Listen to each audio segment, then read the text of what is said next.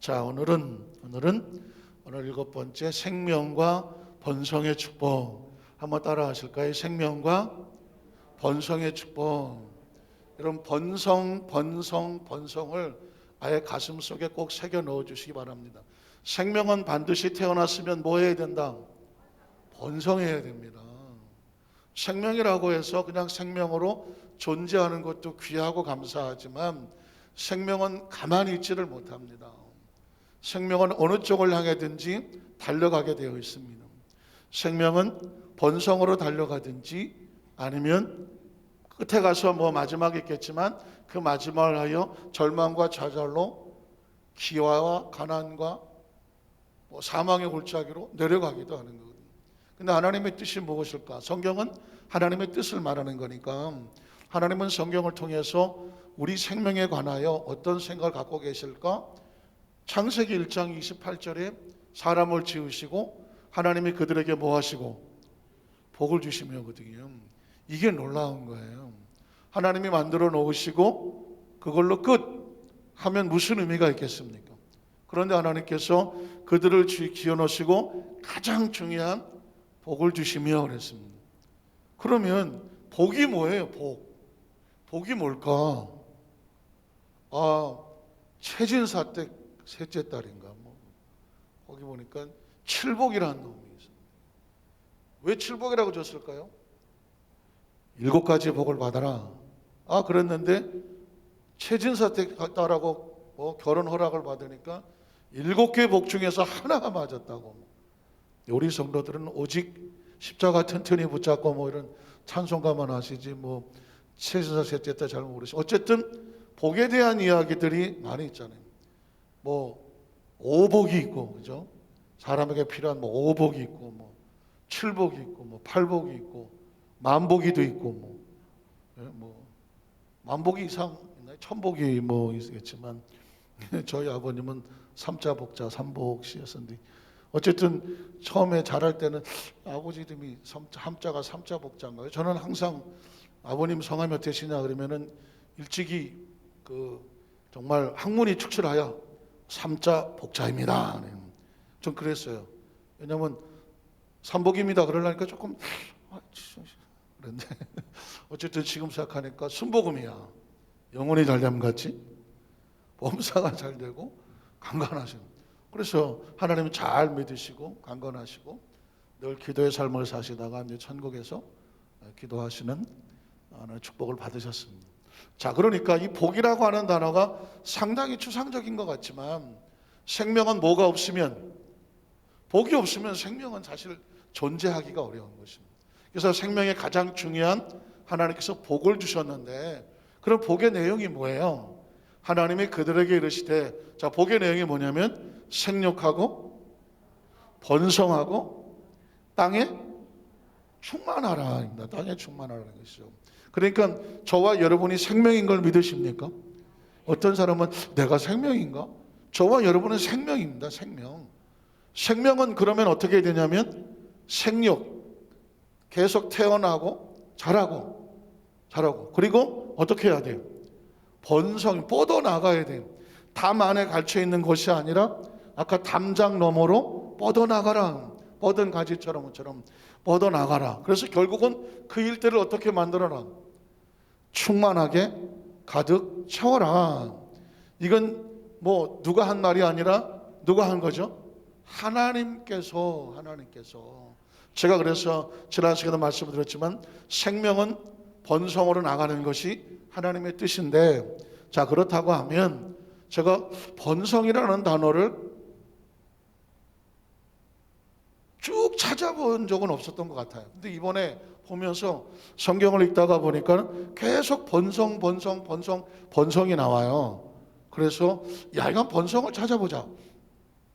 그랬더니 하나님은 창세기에 이미 생명은 생육하고 번성하고 땅에 충만하라고 했는데, 하나님께서 자기 백성들을 축복하실 때 보면 반드시 나오는 단어가 뭐다? 번성이 있었어요. 번성.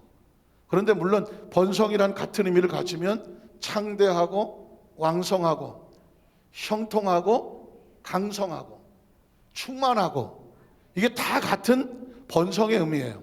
그런데 왜 이를 찾아보느냐 하면은 하나님의 뜻을 알고 싶은 것이고, 그리고 어떤 사람이든지 하나님과의 관계 속에서 하나님이 주시고 싶어 하는 것은 번성이고, 그리고 우리의 이 말씀을 듣는 가운데 우리가 마음으로 듣고 귀로 듣고 의식으로 듣고 무의식으로 듣거든요. 그래서 우리는 자꾸 뭘 받아야 되냐면 이 번성의 축복을 받아야 되고, 말씀이 선포되면 축복이 우리 가운데 임하는 것이고, 말씀을 자꾸 듣다가 보면 의식 속에 내가 번성해야 되는 존재야. 번성은 나하고 상관이 없는 줄 알았는데 나는 번성할 존재고, 하나님 나를 향하신 것이 뭐다? 번성이고, 나를 통하여 이루시기를 원하는 것도, 그렇다면 나도 그렇고 우리 부부도 그렇고 우리 부모 자식도 그렇고 가족도 그렇고, 그리고 우리의 자손들도 그렇고 우리의 공동체도 그렇고, 그러니까 그래서 너와 내 자손의 자손이 복을 받으리라. 앞으로 나오겠지만 계속 이게 뭐냐면 내가 가지고 있는 동물적인 본성이 아니라, 내가 그냥 동물적으로 아이고 내 새끼 하고 내가 아이고 잘 됐으면 좋겠어라고 하는 동물적이고 이기적인 생각이 아니라, 하나님은 자기 백성들에게 이미 생육하고 번성하고 땅에 충만하도록 프로그램을 깔아놨어요. 소위 말하는 축복의 DNA가 있는 거예요. 우린 그렇게 돼야 되는 것이고, 하나님께서 뭐 하신다? 원하시는 것이에요. 그래서 제가 오늘은 성경 구절을 쭉 적어놨는데, 이걸 통해서 하나님께서 우리에게 어떻게 번성하기를 원하시는지, 시대가 다르고 사람은 다르지만 선포하시는 말씀의 뜻은 한결같고 오직 한 길로 절대 진리로 말씀하시는 거죠. 자, 여러분 아브라함이라고 보이나요? 아브라함. 자, 아브라함을 만나시가 창세기 12장 1절로 4절이에요. 수도 없이 많이 들으셨죠? 전 수도 없이 많이 이 본문을 말하고 싶어요. 이유가 뭔지 아십니까? 하나님께서 믿음의 조상 아브라함을 만나고 하나님의 마음을 쏟으신 말씀이거든요. 그러니까 이 말씀이 선포되면, 강단에서 선포되든 여러 말씀을 읽던 가운데 이 말씀의 대상은 아브라함이 아니라 아브라함을 포함한 믿음의 후손들이에요. 저와 여러분에게 주시는 거예요. 그러니까 읽어볼까요? 야훼께서 아브라함에게 이르시되 너는 너의 고향과 친척과 아버지 집을 떠나서 내가 내게 보여줄 땅으로 가라. 하나님이 이제부터 내가 너의 주인이다. 그러면 내가 너에 대해서 어떤 생각을 갖고 있느냐? 내가 너로 무엇을 이루고 큰 민족을 이루고, 다른 말로 말하면 번성하고 창대하고 왕성하고 강성하고 충만하고. 그런데 어떻게 되느냐면 내게 무엇을 주어? 복을 주어줘. 이게 큰 민족을 이루는 것이 하나님의 복이에요. 하나님은 지금 아브라함을 만나서 뭐 하고 있습니까? 축복하고 있는 거예요. 축복하고 있는 거예요. 앞으로 너의 삶 가운데 이제까지 없었던 것 내가 채우겠다고 하는 거죠. 복을 주어 내 이름을 어떻게 한다? 창대라고 말하잖아요. 크게 번창하여 위대해지는, 더 그레이트한해지는 그 이름이 창대거든요. 그러니까 제가 창대, 왕성, 번성, 강성, 형통, 충만, 이게 하나님의 뭐다? 복이라는 거죠. 내 이름을 창대하게 하려니 결국 너는 뭐가 된다? 복이 된다는 것이죠. 이게 굉장히 중요한 거예요. 왜냐하면 여기저기 기웃거리지 마라. 네가 복이다. 한번 따라하세요. 네가 복이다. 그러니까 크리스찬은 어디 가서 이게 굉장히 중요한 건데요. 사실은 뭐 저나 여러분이나 뭐 자라는 환경 가운데 쉽지 않았잖아요. 어디 좀 잘 되는 거 없을까? 좀 내가 좀 이렇게 좀 기웃거리다가 좀 얻어 걸리는 거 없을까? 사실은 쉽지 않아. 살아온 삶 역사가 그래. 우리나라 역사가 그래. 그런데 하나님의 의식은 뭐냐면 네가 복이 돼서 너로 인하여 내 주위 사람들이 복을 받게 해라. 아브라함이 복이, 너 어디 가면 네가 복을 받을 거야. 어디 가면 너를 기다리는 귀인이 있을 거야. 동남쪽으로 가봐. 너를 기다리는 귀인이 있을 거야. 이런 얘기가 아니에요. 하나님은 뭐냐면 네가 복이기 때문에 네가 어디로 가든지, 그리고 너와 내 자손이 창대하게 될 거야. 왜? 네가 복이니까. 너는 복일지라. 그 다음에 보면 너를 축복하는 자에게는 내가 복을 내리고. 이게 무슨 말인가 그랬어요. 생각해 보세요. 복을 축복받은 사람과 같이 있으면 그 복이 누구한테 와요? 나한테 오는 거지. 그런데 너를 저주한 적에 내가 저주한다는 얘기는 뭐예요? 하나님의 나라는 감정과 기분이 아니라고 그랬죠. 하나님의 나라는 원리와 법칙이에요. 법칙이에요. 그러니까 복을 걷어차면 남는 건 뭐예요? 저주밖에 없는 거예요. 복을 걷어차면 저주밖에 없는 거예요. 그러니까 하나님의 법칙은 뭐냐면 복과 함께 축복받은 사람과 복으로 함께하면 같이 복을 받고 그 복을 걷어차면 나에게 남는 건 저주밖에 없는 거죠. 자, 그래서 그 다음절은 뭐예요? 땅의 모든 족속이 누구로 말미암아? 너로 말미암아 무엇을 받는다? 복을. 이것처럼 놀라운 축복이 어디 있습니까? 네가 복이야. 너로 인하여 너와 함께하는 모든 사람이 너로 인하여 복을 받는다. 한번 따라하실까요? 땅의 모든 족속이 너로 말미암아 복을 얻을 것이라. 이게 하나님의 축복 뜻입니다. 자, 13장 14절 17절로 가보면 이 아브라함의 말씀을 그거 말고 13장 14절 17절로 13절로 넘어가세요. 네. 조금 시간이 걸리는 수도 있어요. 네. 지나가야 될 거 아니겠어요? 롯이 아브라함을 떠난 후에 야훼께서 아브라함에게 이르시되. 자, 그러면 참 신기한 장면은 뭐냐면 하나님은 지금 아브라함을 계속 교육을 시키고 있어요. 하나님이 누군지, 그리고 네가 아브라함이 누군지, 그리고 하나님과 아브라함을 만나고 나면 하나님이 아브라함에 향한 뜻이 무엇인지, 아브라함의 삶은 앞으로 어떻게 될 것인지 계속 교육과 훈련을 시키고 있습니다. 자, 지금 하나님께서 아브라함에게 뭐라고 말합니까? 너는 눈을 들어서 너 있는 곳에서 북쪽과 남쪽 그리고 동쪽과 서쪽을 바라보라. 하나님께서 바라보라 할 때 이유가 있겠죠. 왜 바라보죠? 거기 뭐가 있을까요? 그랬더니 그 다음에 보면 보이는 땅을 내가 너와 내 자손에게 주리니 영원히 이른다는 거죠. 장대하게 이루어지고 번성해지고 계속 일이 열리니까 형통해지고 점점 더 강성해지면 강성해지고 많아지면 충만해지는 것이고. 자, 이르리니 그 다음 절에 보면 내가 내 자손의 땅에 티끌 같게 하리니 사람의 땅에 티끌을 능히 셀 수 있을진데 내 자손도 세리라.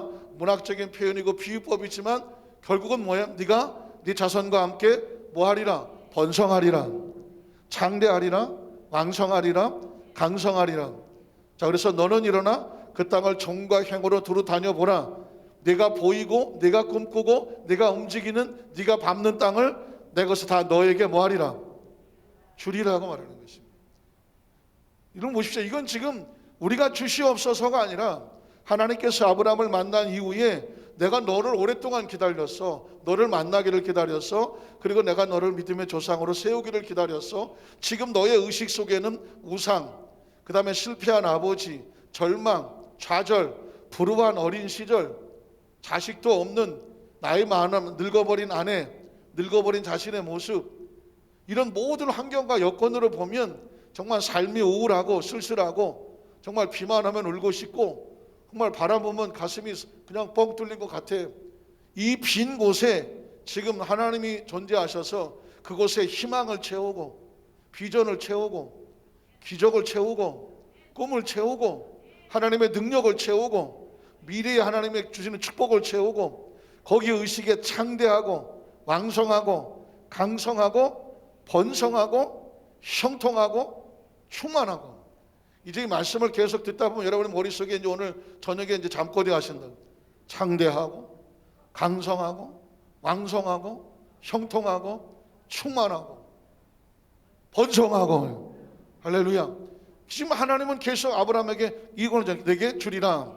자, 창세기 17장 1절로 2절을 넘어가면은요, 아브라함이 99세 때 야훼께서 아브라함에게 나타나서 그에게 이르시되, 또 채우는 거죠. 나는 전능한 하나님이라. 한번 따라 하시까? 나는 전능한 하나님이라. 무슨 뜻입니까? 지금부터 내가 너에게 한, 이제까지 너에게 한 이야기 중에서 능치 못한 일이 있다 없다? 없다는 것입니다. 하나님에 대한 인식인데 전능하신 하나님을 믿으시면 아멘 하시기 바랍니다. 많은 크리스찬들이 하나님의 전능하심을 전능하게 믿지를 않아요.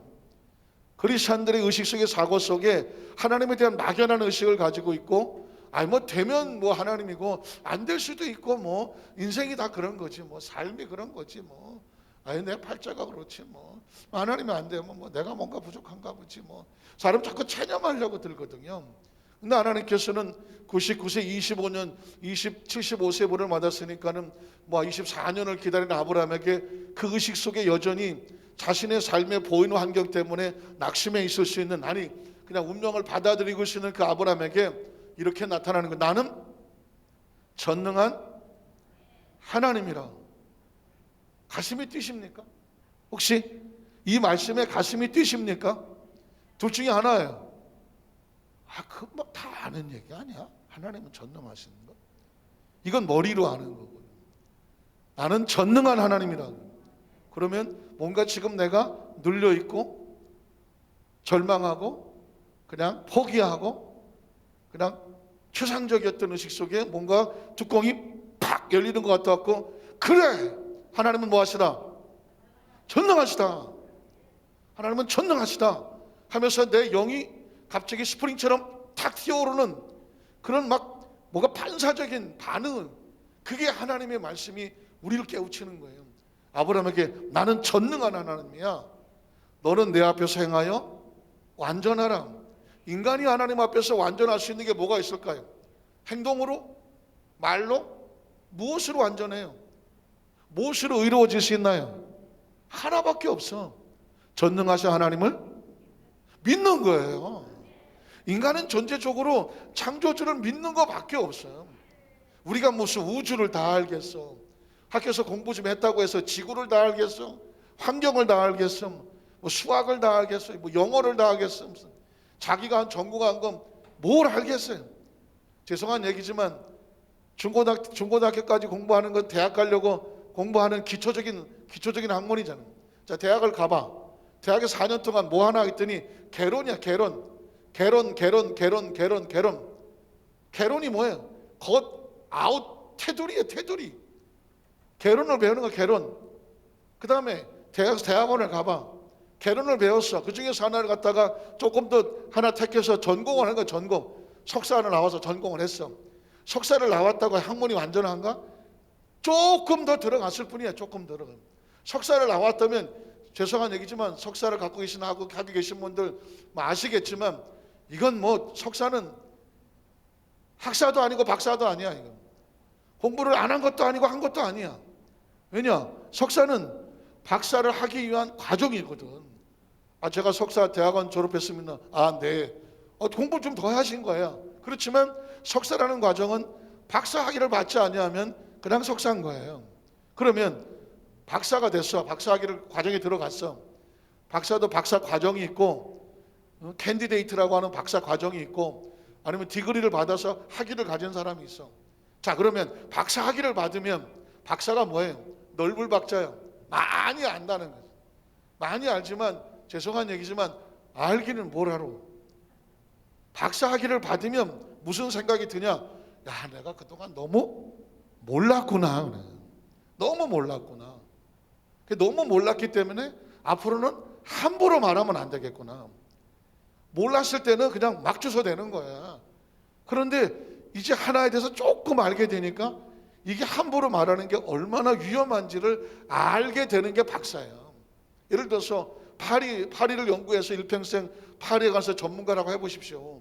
그분한테 혹시 모기에 대해서 아십니까? 파리만 평생 공부했는데 모기에 대해서 물으면 알겠어 모르겠어? 모르지. 그건 모기 박사한테 가서 물어봐야지. 그러면 파리 박사나 모기 박사가 유명한 대학의 박사학위를 받고 학생들을 가르쳐. 그 사람이 파리 모기는 알지만 두꺼비를 알겠습니까? 뭐 인생을 알겠습니까? 뭘 하겠습니까? 이야기는 뭐냐면, 박사란 뭐냐? 어느 속에 깊이 들어가서 자기 좋아한 부분을 쑥 파고 나와서 삶을 깊이 바라볼 수 있는 그런 관점을 가진 사람들이 진짜 박사들이에요. 진짜 박사들은 물어보면 잘 모른다고 그래요. 잘 모른다고 말해요. 그러니까 이 학문이라고 하는 것도 완전하지 않아요. 인간이 할 수 있는 건 뭐냐? 솔직히 한 100살 되신 분 있나? 100살을 살아도 지구 인생을 알겠어? 모른다니까요. 그러니 이 생물의 존재는 뭐냐면 창조주와 전능하신 하나님을 뭐 하는 것밖에 없냐면 믿는 것밖에 없어요. 그의 존재를 믿음으로 인하여 그가 열어주는 세계를 열어준 것만큼 알고 깨닫고 경험하고 살다가 우리는 약속대로 천국에서 하나님의 세계에 대해서 알게 되는 거지. 우리가 지구에서 산다고 해서 대한민국을 산다고 해서 대한민국을 다 돌아다녔어요? 어제 땅끝마을 뭐 이런 데 가보셨어? 뭐 가본 데 계시겠지만 솔직히 사보자고. 지금 우리가 인생을 100년 산다고 해서 대한민국을 다 알겠어? 대한민국의 땅을 다 알겠어? 무슨 도시를 다 알겠어? 산을 다 알겠어? 강을 다 알겠어? 자기의 주어진 그 부분만 그냥 잠시 머물다가 나그네처럼 가는 거예요. 최근에 제가 아는 많은 분들이 이제 천국에 가시고, 또 총장님도 그저께 이제 목요일날 이렇게 이제 월요일날 장례 다 치고 하니까, 과연 천국은 어떤 곳일까? 과연 천국은 어떤 곳일까? 전혀 낯선 세상이잖아요. 뭐 정확한 건 하나야. 시간과 공간의 제한을 받지 아니하며, 육체가 없으며, 새로운 부활체를 가지며, 성경에 말씀하신 것처럼 하나님이라는 존재가 멀리 보이지 아니하고 구체적으로 보이며, 나라고 하는 존재가 육체에 갇힌 존재가 아니라 육체를 벗어나 영혼을 가지고 하나님의 영 앞에 서는, 빛 앞에 서는 존재고, 그 예수 그리스도, 역사 속에서 말씀 속에서 수천 년 전에 사건을 알았던 예수 그리스도 하나님의 아들을 대면하여 보는 것이고, 전혀 새로운 세계가 우리 가운데 펼쳐질 것이고. 믿으십니까? 저는 이 부분에 대해서 많이 경험했잖아요. 조심스러운 얘기지만 사회에 있다가 남자들이 군대를 가잖아요. 머리를 빡빡하고 군대를 가잖아요. 전혀 다른 세계거든요. 싹 옷을 벗겨버리고 군복으로 싹 갈아입히고 전혀 다른 철조망을 이렇게 갖춰놓은 영내 안에서 새로운 세계예요. 거기는 군대는 특수사회예요. 그러면 사회에선 죽은 거죠. 군대에 들어갔으니까. 그럼 군대에선 살아있는 거예요. 저 군대에서 그러면 열심히 군대 생활을 해요. 그럼 제대할 때 뭘 벗죠? 군복을 벗는다고 말해요. 군복을 벗어. 그 무슨 옷을 입어요? 사복을 입지. 우린 다시 군대 가지 않아요. 그렇게 정들었던 곳이지만 뭐 미운정 고운정, 그러면 그게 없어졌나요? 거긴 또 그대로 있어요. 거긴 또 그렇게 살아. 바깥에 나왔어. 그럼 군대에서 나를 뭐라 그래? 없어졌으니까 죽었다고 말하는 거지. 거기 뭐 다시 안 가는데, 없는데, 뭐 들어갈 수도 없는데. 그럼 나온 거예요. 그러면 제가 여기서 한국에 있었어. 미국에 선교사 99년도에 갔어요. 한국에서 없는 거예요. 어쩌다가 우리가 국민연금을 신청할 뭐 어떻게 돼갖고 국민연금에 가갖고 연금을 뭐 이렇게 해다 봤더니, 제가 선교사 가 있는 동안에 거기서 뭐라고 말하냐면은 이렇게 그동안 이렇게 내신 세금 내시고 연금 내신 걸 보니까 5년 동안 직업이 없으셔갖고 세금 내신 기억이 없네요. 절대로 그러더라고요. 5년 동안 직업이 없어갖고 소득이 없어갖고 연금을 안 내신 한 6년 기간 요게 비었다고 뭐 그런 얘기를 하는 거예요. 그래서 그 얘기 딱 듣는 순간에 그 미국에 가 있는 5, 6년 동안에는 한국에 저는 없는 거예요. 국세청에서 뭐라고 말하냐면, 이 사람은 직업이 없어갖고 돈을 안 낸 사람, 이렇게 얘기하더라고요. 없는 거야. 그동안 전 미국에 가 있는 거죠. 한국엔 제가 없었던 거예요. 그럼 지금 다시 한국에 들어왔잖아요. 미국에 나는 없는 거예요. 거기서는 잘 모르는 거예요. 이 얘기는 뭐냐면, 이런 경험을 하다가 보면 죽음이란 뭐냐, 육신의 옷을 벗고 영혼이 또 다른 세계 차원으로 들어가는 거예요. 다만 이 지구에서 있었던 것들은 거기서 들어갔다 나왔던 사람 이야기를 들을 수 있고, 이렇게 뭐 간접적으로 직접적으로 주위에서 벌어지는 이야기라 이상하게 생각하지는 않는 거지. 그런데 천국은 가서 돌아온 사람이 없어. 왜? 차원이 다르기 때문에. 거기는 4차원이거든. 그래서 가서 돌아온 사람이 없기 때문에, 마치 군대 가기 전에 젊은 사람들이 뭐 다들 사실 들어가기 전에 뭔가 좀 두렵지 않겠어요? 낯선 곳이니까. 미국이라는 곳에 처음 갈 때, 낯선 곳에 갈 때 두렵지 않겠어요? 마찬가지로 천국에 갈 때도 왠지 모를 두려움이 있겠죠. 죽음이라는 것이. 그러면 그런 걸 있을 뿐이지, 크리스찬들은 뭐냐, 그냥 여기서 미국을 가면 한국에서는 그냥 없는 거예요. 근데 미국에 잘 살고 있어. 잘 살고 있다니까요. 저 남미 지구 반대쪽에 가서 한 사람 오면 저 브라질, 멕시코 살고 있어요. 천국은 마찬가지라는 거죠. 그런 인식을 가지면 죽음에 대한 두려움이 좀 희석이 되며 천국에 대한 소망을 가지면 이 땅에 사는 동안에 최선을 다하고 마치 군대생활 하듯이 이 땅에 끝나면 옷 벗고 자연스럽게 전역하고 제대하는 것처럼 하나님의 나라에 원래 있던 곳이니까, 원래 있던 것. 저와 여러분의 원래 고향이 어디예요? 하나님의 품인 거예요. 아까 하나님이 지으시고 복을 주시고 생육하고 번성하고 창대하다가 여기서 수명이 다하면 어디로 와라? 다시 하나님께로 돌아가는. 그래서 고향으로 간다. 본향을 향하여 저 멀리 보는 나의 시온성 지나서 천국에서 나를 맞아주시리. 믿으십니까? 신랑이 데리러 오고 주인이 종들이 헌신한 것을 결산을 하고 왕이 와서 양과 염소를 구분하듯이 주께서 호령과 나팔로 재림하고, 아니면 우리가 하나님께로 갔을 때 성도의 눈물을 씻겨주시고, 이런 이야기는 성경이 아니면 알 수가 없는 거예요. 그래서 예수를 구주로 믿으시면 아멘 하십시오 하는 얘기는 우리의 이 모든 스토리들이 다 예수를 믿음으로 우리한테 주어지는 모습들인 거죠. 자, 그래서 그것을 어떻게 하는 수밖에 없다? 믿는 게 그게 완전한 거죠. 자, 17장 1절 2절 다시 한번요. 자, 그래서 또 올라가야죠. 5절 6절에 보면, 자, 나는 전능한 하나님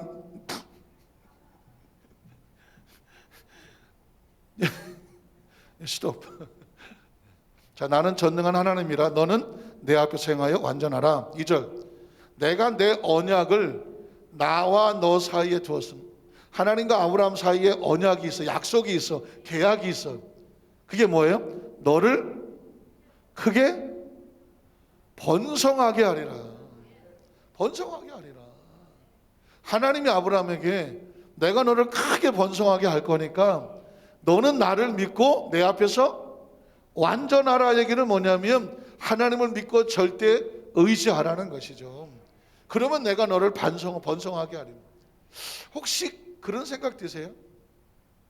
이제는 그런 사람 만나고 싶지 않아요. 모든 걸 맡겨도 믿을 만한 사람, 내가 뭘 하든 끝까지 나를 믿어주는 사람. 그러면 그런 사람이 내가 가지고 있는 모든 것들을 같이 나누면서 그런 사람 만나고 싶지 않으세요? 이제는 점점 진짜 친구도 진짜 친구, 정말 사람도 진짜 사람, 정말 그 진짜 같은 사람들을 만나고 싶잖아요. 지금 하나님께서 우리는 뭘 찾는지 아세요? 나를 끝까지 뭐 해주는 사람? 믿어주는 사람이에요. 하나님이 보이지 않고 들리지 않고 잡히지 않아도 주위에서 아유 보이지도 않는 하나님을 왜 믿냐? 아유 들리지도 않는 하나님 맞아. 그게 성경 이런 많은 유혹 속에서 하나님에 대한, 조금만 생각해 보면 과학적인 하나님에 대한 절대 진리를 갖는, 끝까지 누가 뭐래도 마지막까지 뭐 해줄 수 있는 사람, 믿어줄 수 있는 사람이죠. 조금 힘들더라도, 조금 안 되더라도, 조금 당황한 일이 생기더라도, 조금 이거 아닌가? 아직은 잘 안 보이더라도, 안 들리더라도 끝까지 믿고 따라줄 수 있는 사람, 그게 완전이에요. 왜? 약속을 해놨으면 주위에 어떤 일이 있어도 그 약속을 지키게 되어 있으니까. 하나님은 뭘 믿고 따르냐면 안 보여도 안 들려도 안 잡혀도 뭘 믿고 따르십니까? 약속을 믿고 따르는 거죠. 약속으로 크게 번성하리라 했고, 지금 그 약속의 구체적인 분이 누구냐면 예수님이에요. 우리 신약시대에는 영접하는 자, 곧 그 이름을 믿는 자들에게는 하나님의 자녀가 되는 권세를 주셨으니. 믿으십니까? 자, 그래서 이 아브라함에 대해서만 해도 지금 4개 구절만 하더라도 계속 번성하잖아요. 그러면 이제 아브라함의 축복이 이삭으로 내려가거든요. 자, 그럼 이삭에게는 창세기 26장 2절로 5절에 보면, 야훼께서 이삭에게 나타나 이르시되 사람만 맡겼지 하나님은 똑같죠. 애굽으로 내려가지 말고 내가 내게 지시하는 땅에 거주하라. 이 땅에 거류하면 내가 너와 함께 있어서 내게 무엇을 주고? 복을 주고요. 이걸 패턴이라고 말해요. 패턴은 뭐냐면 동일하게 움직이는 어떤 일정한 법칙입니다.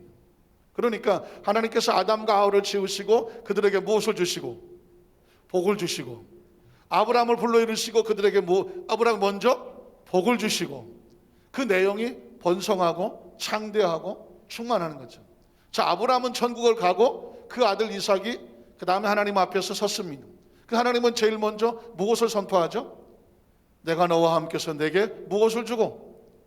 복을 주고 해요.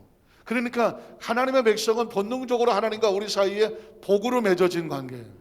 복이 약속된 존재고요. 자꾸 제가 이 이야기를 하는 얘기는 대한민국 사람들은 복이라는 단어 이야기를 조금 꺼려해요.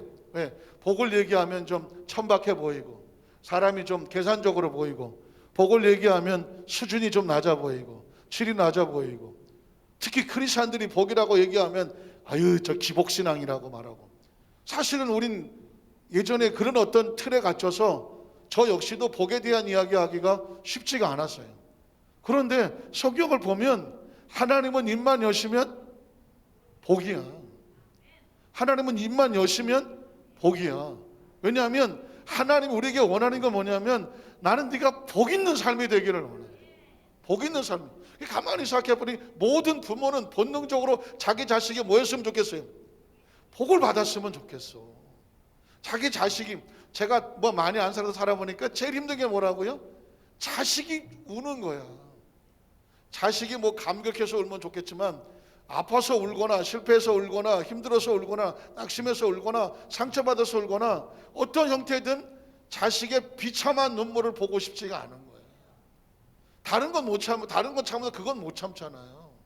마찬가지예요. 여러분 강대상에서 제가 담임 목사로서 우리 성도들에게 가장 원하는 단어가 하나님 우리 성도들이 무엇을 받게 하여 주시옵소서. 복을 받게 해 주시옵소서.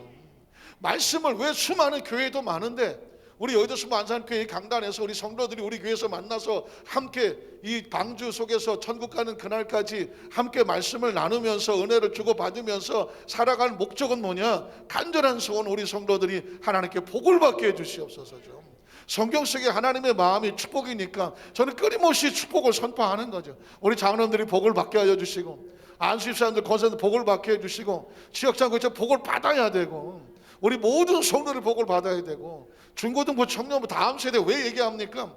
왜 다음 세대 교육하고 선교하자고 말합니까? 하나님 안에 있어야 자녀들이 복을 받아야 우리가 이 땅을 떠나고 다음에 정말 뭐 10년, 20년, 30년 우리가 이 교회에서 다 은퇴하고 나갔을 때에 다음 세대 이 교회를 이끌어갈 교회는 계속 있을 거 아닙니까?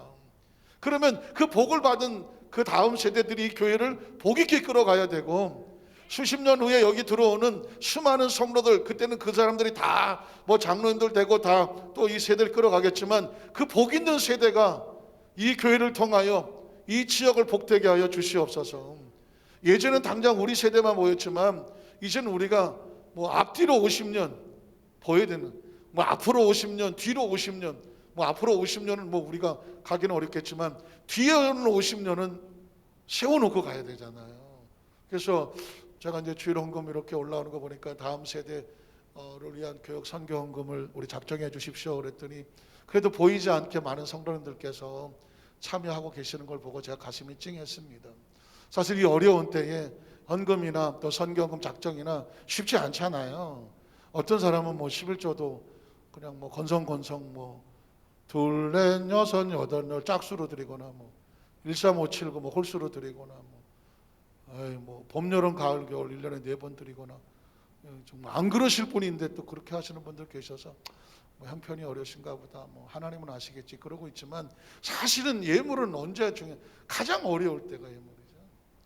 잘 나갈 때 예물도 예물이지만요 가장 어려울 때 물질의 복은 그 물질의 마음에 트여진 것이 있는 거예요. 왜 하나님께서 엘리야 엘리사를 그 3년 6개월 동안 가뭄 속에 있을 때 그 부잣집 누구 왕궁을 찾아가지 아니하고 저 사렙다의 과부를 찾아가고 저 수넴 여인을 찾아가고 하나님의 사역을 같이 돌보게 하는 이유가 뭘까요?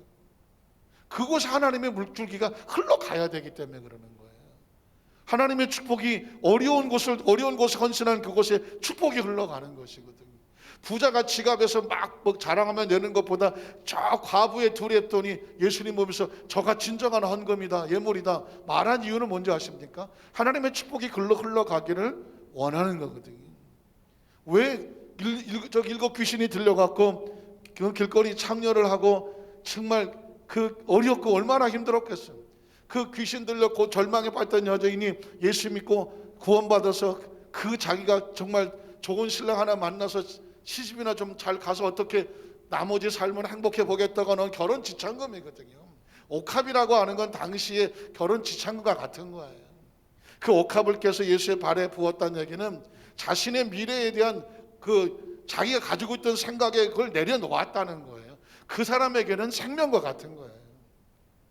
그러니까 그 주위에 어떤 제자들은 그 아깝다고 말하고 그걸 왜 깨뜨리냐고 그렇게 덤벼들을 수밖에 없었던 이유죠. 그러나 예수님께서 말하잖아요. 그가 나에게 좋은 일을 하였다. 가만 내버려 둬라. 지금 저 여인은 나의 장사를 위해서, 구속의 사역을 위해서, 하나님의 나라의 십자가 대속에 꼭 따라다니는 한 여인, 옥합을 깬 여인인 것입니다. 어차피 세월이 지나서 그 옥합을 깬 여인도 세월 50년 지나면 할머니 다 되는 거 아니죠? 뭐 100세를 살아서 천국을 갔다고 치십시다. 어쨌든 옥합은 어떻게든지 다 어떻게 쓰든지 어떻게 쓰게 되어 있어. 쓰게 돼 있어요. 그런데 저와 여러분도 마찬가지입니다. 지금 뭐 여기 많이 있겠지만 여러 가지 물질이 있겠지만 50년 이후에 내 손에 쓸 거 있는 건 1원도 없어요. 어떻게 쓰든 쓰여져. 돈은 돈다면서 어떻게 쓰든 쓰여져. 그러나 그 돈은 어떤 가치로 쓰여지느냐, 돈에 어떤 의미가 임하느냐, 그게 크리스천들의 재물관이고 예물관과 같아요. 예물관과 같은 거예요. 힘들고 어려울 때 그 예물은 과부의 두렵도는 예수님의 가슴을 찢었던 것입니다. 부자가 내가 이렇게 많이 예물을 드립니다 라고 자랑했던 것은 그렇지만 가슴을 찢게 하진 못해. 그런데 한 과부가 자기 생활비를 다 넣었다 그러는 거예요. 그러면 그걸 지켜보는 예수님이 어떻겠어요? 가슴이 찢어진다니까요. 가슴이 찢어지는 거예요. 전 경험을 해봐서 알아요. 예전에 고양시에 있는 그 교회에서 교회 건축원금을 한다 그러는데 불과 얼마 전에 제가 신방을 갔다 왔는데 전세 능곡에 2,500, 전세 2,500 그 당시에. 남편은 회사에 월급을 6개월째 못 받고 있는데, 그런데 이 신랑이 곧 나올 것 같아요. 신방 가면 참 신기한 기적은 그거예요. 피아노 위에 있는 가족 사진을 보는데 남편이 지금 일을 했는데 6개월 동안 월급을 못 받았잖아요. 교회도 못 나와. 마음이 상해서. 나오다가 신발을 신다가 피아노 위에 있는 그 가족 사진을 보면서 제가 그랬어요. 남편이 곧 교회 나오시겠습니다. 그랬어요. 제가 왜 그런지 잘 모르죠. 그냥 그 얼굴을 보는 순간 그렇게 얘기를 했어요. 간혹 얘기해놓고 저는 잊어버릴 수도 있는 거예요. 그런데 그 다음 주일날 그 남편이 가족과 함께 교회를 나왔어요. 그러면서 그 부인이 데리고 왔어요. 목사님이 지난 신방 오셔서 우리 남편 교회 나온다고 그랬는데요. 오늘 나왔어요. 누가 놀랄까요? 제가 놀라는 거죠. 정말요? 왜 그러냐 했더니 남편이 저녁에 풀이 죽어 늦게 들어왔는데 오늘 낮에 목사님이 신방 오셨는데 오늘 사진을 보고 당신이 교회 곧 나올 것 같대. 그랬더니 그래? 그러더니 아무 말도 안 하는데 주일 아침에 양복을 주섬주섬 갈아입더라는 겁니다. 그래서 뭐라고 하면 교회 가야지. 그러네. 에? 네. 아니 목사님이 오셔서 이렇게 말씀했으면 교회 가야지. 참 주일 나온 거예요. 그리고 6개월 그 못 받았던 그것도 이분이 달라지니까 하나님께서 열을 주셨는지 월급을 받았다고 그걸 찾았다 또 11절 들고 왔네. 그러더니 그치만 이제 웃음꽃이 막 피기 시작했죠. 그런데 이 두 분이 저를 울린 게 뭐냐. 그 당시 교회 건축원금을 한다고 그러는데 1,000만 원을 가져온 거예요. 제 생각에 96년도? 7년도? 7년도 8년도 돼요. 제가 그 집 형편을 아는데 그래서 이게 무슨 돈이냐 했더니 전세금을 뺐다는 거예요.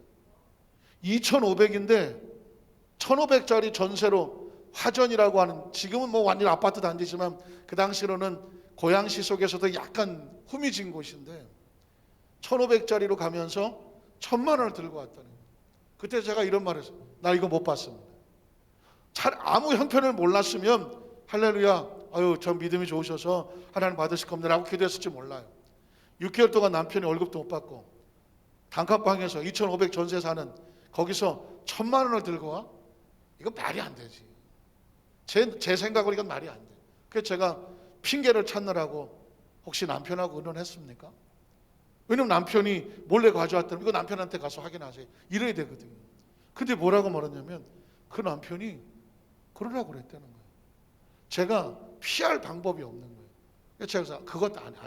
나는 내가 목사하고 30대인데 제가 볼 때 제 목회자 양심상 하나님의 헌금은 이렇게 받는 건 아닌 것 같다고. 제가 주제 넘게 그랬어요. 주제 넘게. 그때 뭐라고 말했냐면 그 지역 구역장인데 뭐라고 말했냐면 목사님 이 1,000만 원은 목사님 쓰라고 주는 돈 아닙니다. 건축원금 드리는 겁니다. 이러는 거야. 나는 세상에 거기서 세게 맞았죠. 아 이걸 내가 받고 안 받고를 내가 결정할 권한이 나한테 없는 거예요. 그래서 제가 그 1,000만 원, 그 당시 1,000만 원 그걸 축복 기도를 하면서 펑펑 울었어요. 펑펑 울면서 뭐라고 말했냐면 지금 생각이 하나님 나 목회를 이렇게 목회하라 그러면 나 목회 못한다고. 이 돈이 어떤 돈인지 뻔히 아시는데 어쩌자고 이 구역장이 가져오냐고. 난 내 양심으로는 이 1,000만 원은 못 받는 거라. 그런데 하나님이 하나님께 드린다고 하니까 축복 기도는 하지만은 내가 앞으로 이런 식으로 목회를 해서 이런 장면을 감당해야 된다면 나 감당 못할 것 같다고. 막 그때 30대니까 막 펑펑 울었던 것 같아요. 그리고 나서 그분이 1,500 가지고 화전이라는 곳으로 그 이사를 갔는데 거기 보니까 8명이 따닥따닥 붙은 단칸방에 공동 화장실 하나 있는 그런 데 있잖아요. 집이 8개가 푹 터 있고 가운데 화장실 하나 있어. 공동 화장실. 그런 데를 갔어. 그런데 참 하나님이 하시는 것을 보면 거기 갔더니 그 8명들이 다 먹고 살기 힘들잖아요. 이분들이 다 교회를 가고 싶은데 누가 인도해 주는 사람들이 없는 사람들이에요. 이 구역장에 거기 가갖고 이 8명을 다 전도했어. 그래갖고 교회를 다 데리고 왔어. 정말 힘들고 어려운데 그 믿음 좋은 구역장에 갔으니 무서울 게 뭐가 있어. 그냥 그 8명을 다 전도해 와갖고 이건 구역장을 넘어서 그 8명을 지역장, 그 19사람 지역장을 시켰어. 이 지역장이 됐어. 근데 사람이요 눈빛이 달라져. 막 이러고 다녀. 막 신나서 다녀. 그러니까 이 사람의 힘은 믿음에서 오더만. 본인이 2,500에서 1,500을 전세 가고 1,000만 원 헌금 드릴 정도 되니까 이게 믿음이 무서운 게 없더만. 무서운 게 없는 거예요. 그 벽을 넘으니까. 그리고 나서 한 번은 또 와서 그 얘기를 하는 거죠. 그 집에 딸만 둘이 있었는데 목사님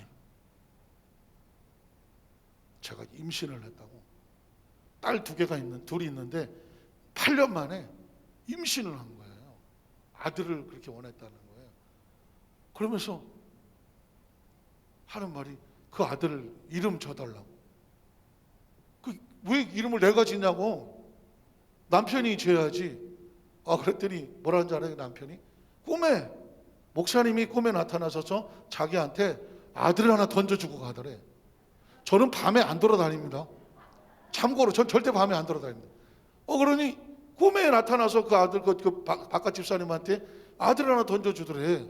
그러면서 뭐라고 말하냐면 이건 목사님이 주신 아들이라고 이름을 거기 가서 지어오라 그러는 거예요.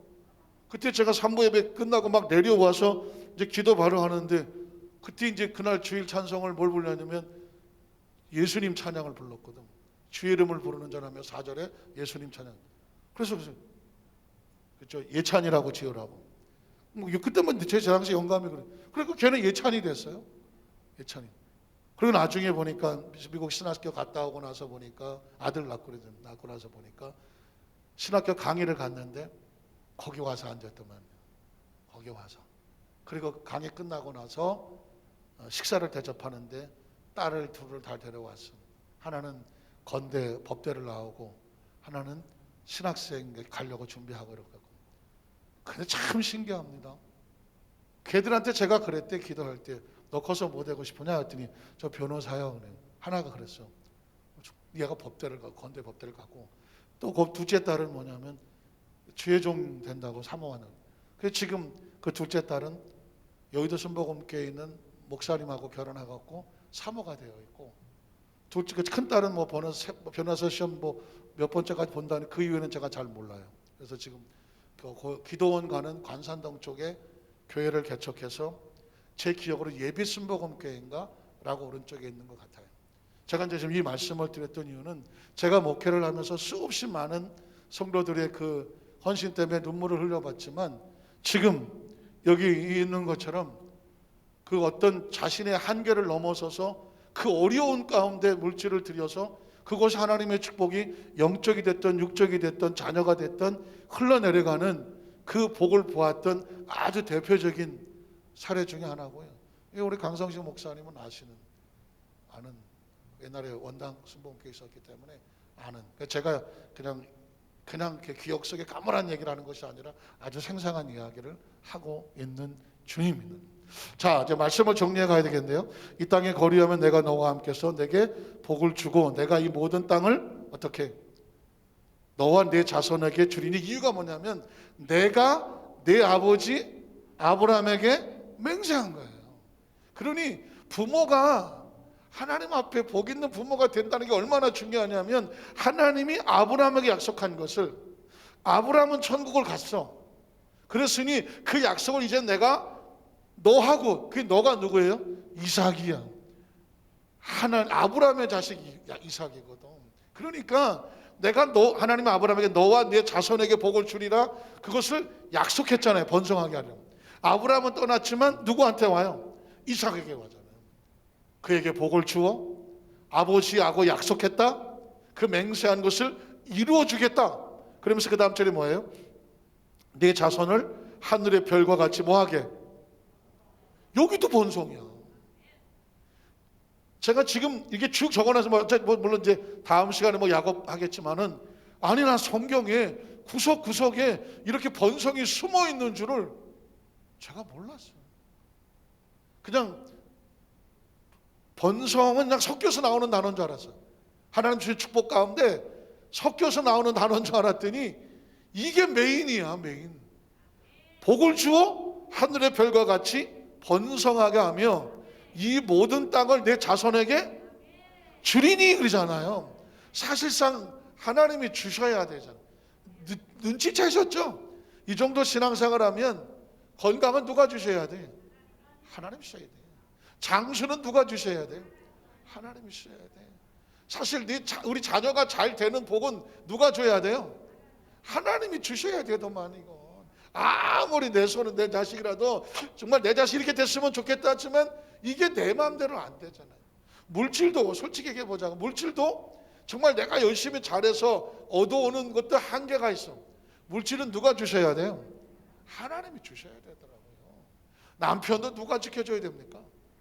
하나님. 아내도 하나님이 자식도 하나님이 지켜줘야 되는 거예요. 그리고 보세요, 그 주시는 모든 사업과 직장도 이 모든 땅을 내가 내 자손에게 주리니 그랬거든요. 이 주권은 하나님께로 오는 거예요. 그래서 그 다음 절에 보면 내 자손으로 말미암아 천하 만민이 무엇을 받으리라? 복을 다시 복이야. 다시 복이야. 그러니까 하나님은 복으로 시작해서 번성으로 갔다가 이 최종 결론은 또 복을 받으리라 하는 것이죠. 말씀을 정리합니다. 이 세상에서 제일 중요한 단어가 뭐예요? 복이에요. 복도 이게 없으면 필요가 없어요. 이 세상에요. 하늘은 나중에 놔주고 이 세상에서, 아니 지금 저와 여러분의 삶에서 제일 중요한 단어가 뭐예요? 생명이야. 온 난리 법석에 난리를 쳐도 우리 존재의 가장 중요한 핵심은 생명이에요. 생명이 있어야 나머지가 있는 거지. 로또를 수천 번을 당첨하면 뭐가 없는데, 생명이 없으면 그 너를 준비한 것이 누구의 것이 되겠느냐? 뭐가 없으니까, 생명이 없으니까. 네가 부자야? 그래? 그럼 오늘 밤에 네 생명을 영혼을 찾아가면 그게 누구 것이 되겠느냐? 모르는데요. 모르지. 지금 저와 여러분의 가장 중요한 건 생명이고요. 생명을 지키는 게 이게 지혜야. 그럼 생명을 지키기 위해서 건강도 필요한 거고 물질도 필요한 거고 또 뭐 형통도 다 필요한데, 그러니 이 생명의 가장 중요한 핵심은 뭐냐? 복인 거죠, 복.